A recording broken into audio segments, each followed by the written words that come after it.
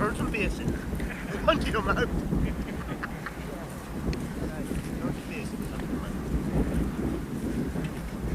What did he get? He got it out or did he take it down?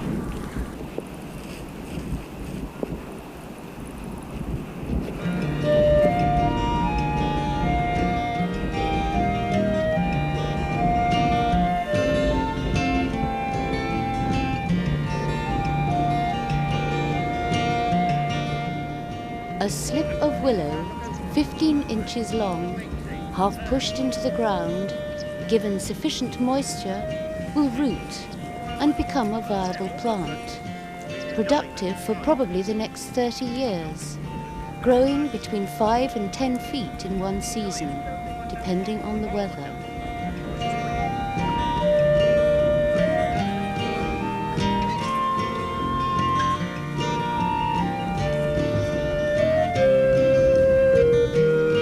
In spite of land drainage, part of the Somerset levels still has a sufficiently high water table to support the commercial cultivation of willow beds.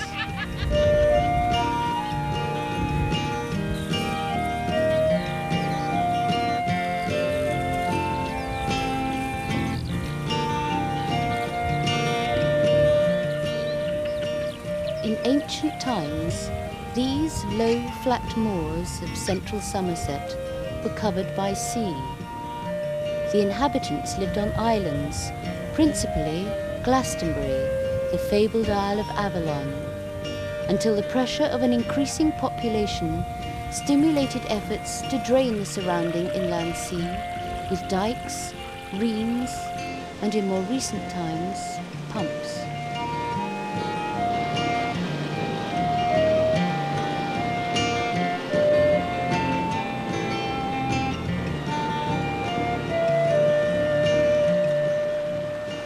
The moors around King Alfred's Refuge, the Isle of Athelney, have for generations been a centre for the production of willows, for the manufacture of baskets and furniture.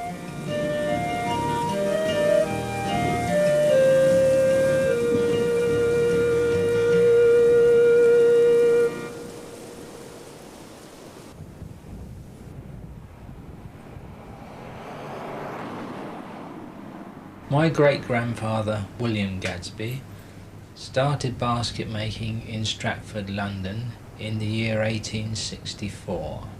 He was followed by his son, Robert Gadsby, and then by my father, who is now almost 90, William Gadsby.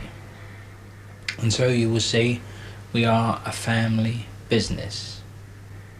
The basket making all took place in Stratford, London, where they had a workshop where the employees would make the baskets, and they also had a retail shop. The type of baskets which were both made and imported in those days are almost identical to the type of baskets which we make and import today. So there has been very little variation across the years. Unfortunately, the 1939 war made a big difference to all our lives, and in 1941 Adolf didn't seem very happy with us, and our home was almost destroyed, and so we took a leap in the dark and came down to Somerset. Father had to make the decision whether we were going back to London or going to stay in Somerset. As far as I was concerned, the decision had already been made, because down here it was like heaven. It was peaceful and we could get about and thoroughly enjoy ourselves. And so it wasn't long before he came to the same conclusion. And fortunately, he was able to obtain a building down here on the main road and started basket making there again. Obviously, willows weren't a problem because they were growing all around us. And so that was the beginning of our roots in Somerset. Now, our own business is the supply of baskets, both our own manufacture and from all over the world. Not only do we import basketware, but fortunately we export basketware. Some to places which even startle us, like Japan. But it's a two-way thing. These are a few examples of our locally made baskets, all made from Somerset willow, made by our employees, and as you will see, they're good and sturdy and strong and long lasting. Now, in comparison, many of the imported baskets are much more delicate and light, as you will see if you look here. There's this type of thing, and again here another type of little basket. But do remember, they're all handmade using the same principle, whether we make them here or whether we import them. And it's a craft, and the people that make them are craft people. And I think we should respect that a person can, with their own hands and a small amount of material, create something which is both nice to look at and practical. And I think this is important to bear in mind, that the person gives part of their life, like the potter, when they create that basket, whether it be made in Somerset or whether it be made in China, the same thing applies.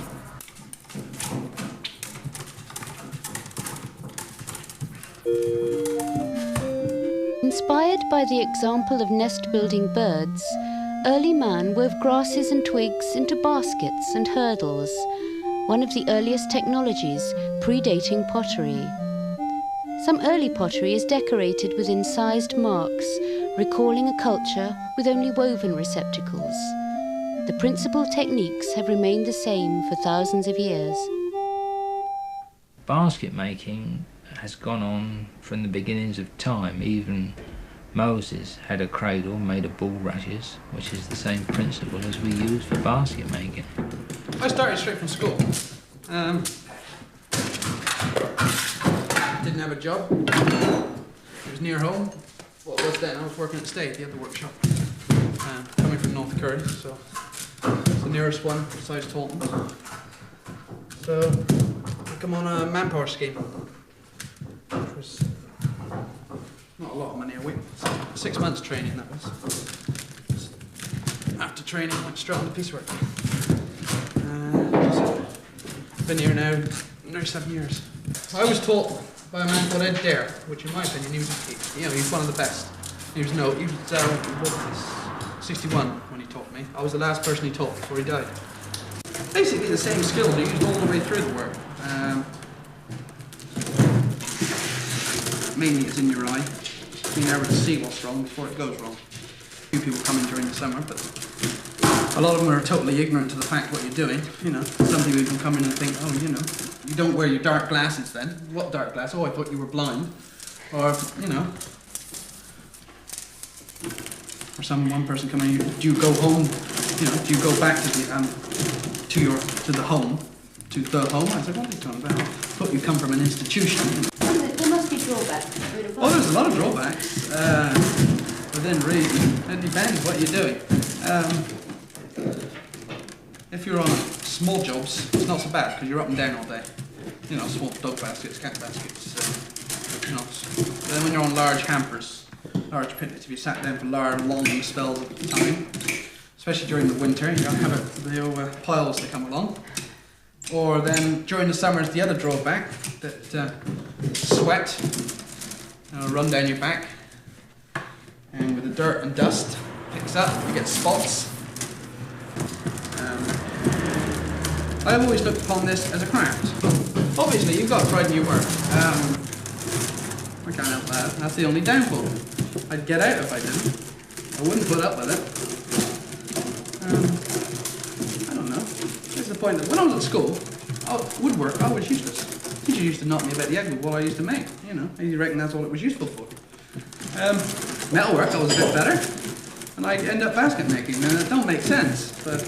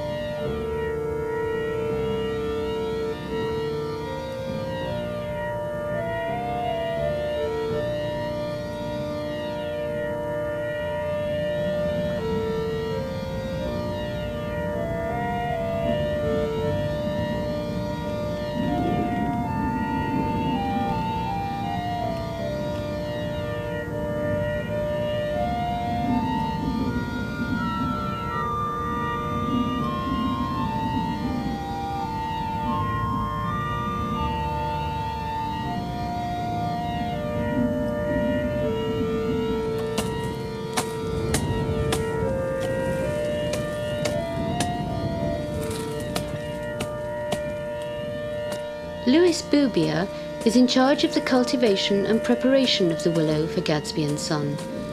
During the winter months, when conditions allow, he works in the willow beds, cutting the willow that he will be processing throughout the rest of the year.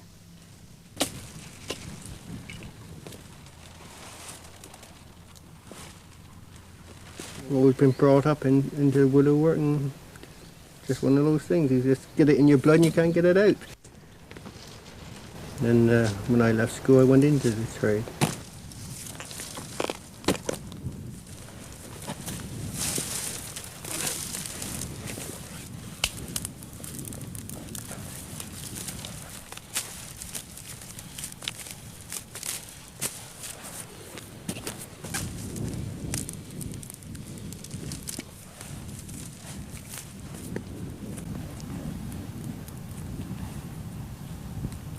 Well, it's hard work, really. It's one of the hardest jobs of all. Yeah, I wish we were here right now, the end of March.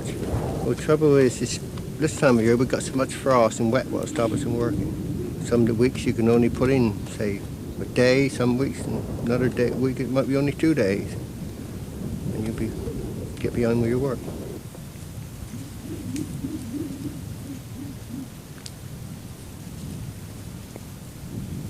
The skill is cutting round your stump, keeping your stump tidy. With a machine, he just goes over and make a mess of it. And you got to have a machine and beat your stumps all to pieces afterwards, try to get it back tidy, but you still can't do it. And there's some work to be done then. Because he cut and chucked it all over willy bed, you got to pick it up. That's a job. Only trouble is when you cut it the wrong way and then you beat your stumps about, you don't get so many willows following your willow bed will buy, a good bed, but as soon as you put a machine in, you finish them. You don't last many years.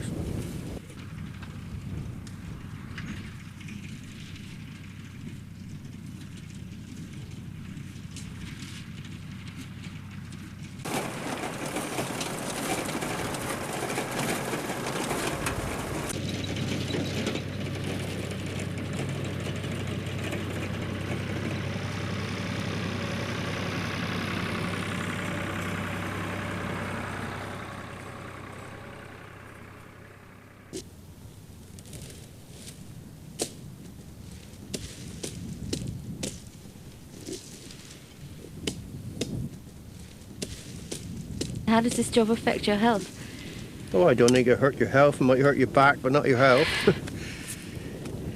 Nearly all the people that do woolly work, they live to a ripe old age.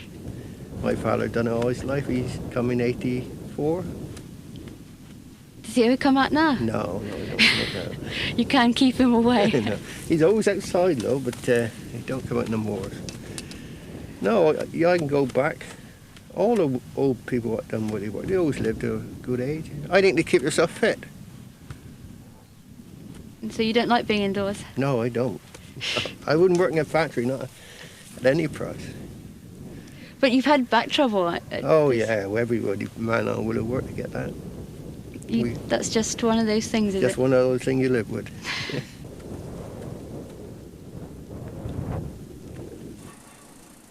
The bundles of cut willow are brought out of the beds and taken to Gadsby's yard at Staithe, where they are sorted into lengths, spread out to dry and processed to produce the materials needed by the basket makers. There's different jobs you'll be on doing all day long. There's mostly sorting and well, then you've got your spread, you know, woodies you've got to be turning up and spreading all the time. You ain't got 5 minutes of break. There's always something you've got to be looking at.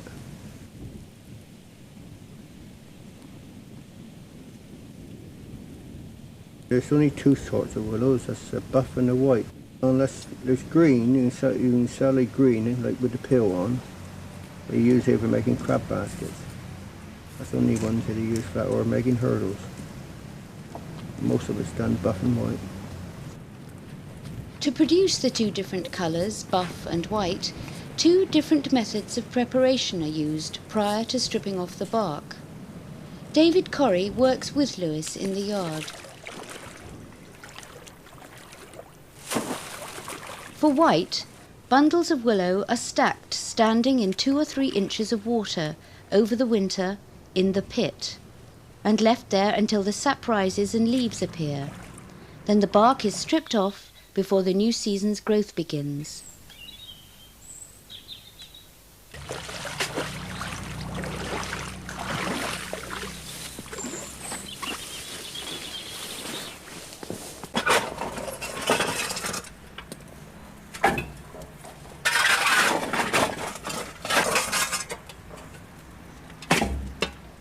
Buff we'd put in a boiler and boiled. We start in the morning, first thing we do is come down, clean the ashes out, light the boiler up, then we fill them up, the willows. You got to keep it going all the time. About every hour you got to put coal in. We isn't hardly up to date with the modern ones where they put all, you know, got it all oil heated. We're still doing it the old-fashioned way. And then we carry on then and keep them boiling for 8 hours. If it's late, if we hadn't done his time by 5 o'clock, we got to come back afterwards and keep them boiling until we done our time.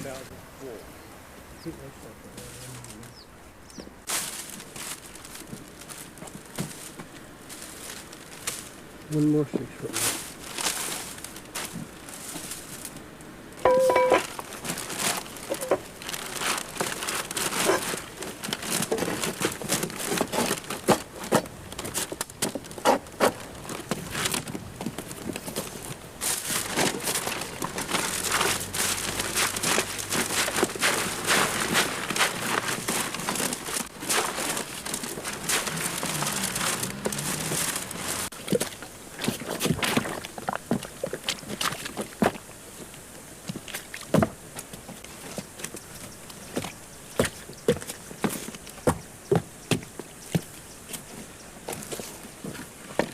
When you've done his 8 hours boiling, they're cooked. If you don't do the 8 hours, you've got trouble. Can't get the peel off, they'll come out white, half cooked. The boiling not only loosens the grip of the bark on the wood so that it can be stripped off, but also the pigment in the bark dyes the wood to produce the buff colour. Then we leave it for a couple of days and take the own strip back. And just carry on all the year round. Same job.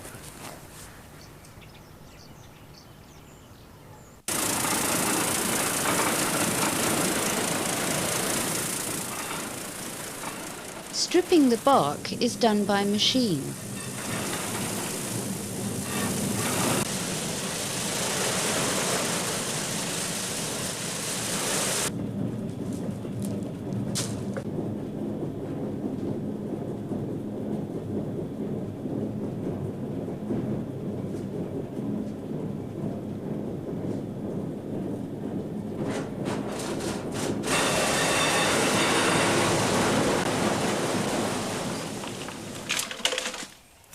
We spread they out for what could be a week. It's all according to the weather. If it's wet weather, they could be out any up to 3 weeks. And then we're in trouble. They start to go mouldy and spotty, and we got a lot of work to do. After they be dry, we wad them up then and take them in and start store them for the basket makers.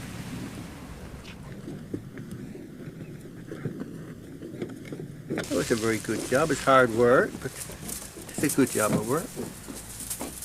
And it's a job after you finish doing your willows, you see see what you've done. It's like other jobs where you carry on all the time, and after you finish, you haven't got nothing to show for it.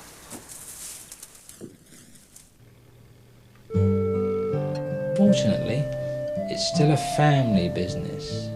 My son is more or less running the show now because I'm getting to the age when I'm thinking of retiring, and my daughter has worked for many years.